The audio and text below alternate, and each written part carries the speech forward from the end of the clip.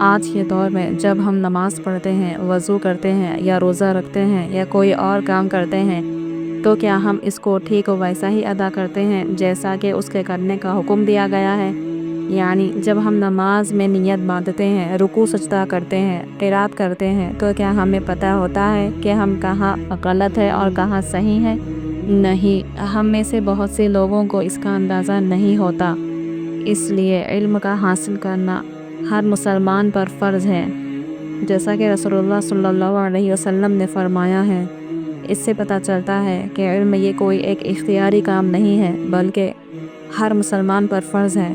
اگر ہم دنیا میں کامیابی چاہتے ہیں اور آخرت میں بھی نجات چاہتے ہیں، ہم کو علم حاصل کرنا ہوگا، نہ صرف اسکول کالجز کا بلکہ دین اسلام کا بھی علم حاصل کرنا بہت ضروری ہے۔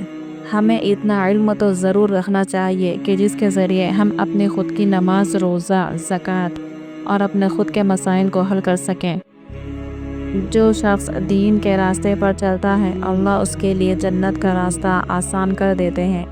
علم ایک نور ہے جو زندگی کے اندھیروں کو مٹاتا ہے۔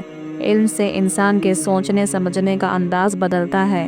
علم سے انسان کی صلاحیت، اس کا رویہ اور اخلاق سب کچھ روشن ہوتا ہے۔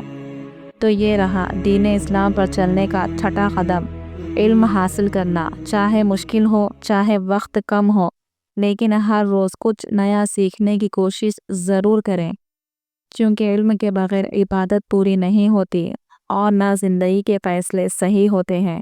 تو اگر ویڈیو اچھا لگا ہو تو اسے لائک اینڈ شیئر ضرور کریں، اور ایسے ہی دینی معلومات کے لیے میرے چینل کو سبسکرائب کریں۔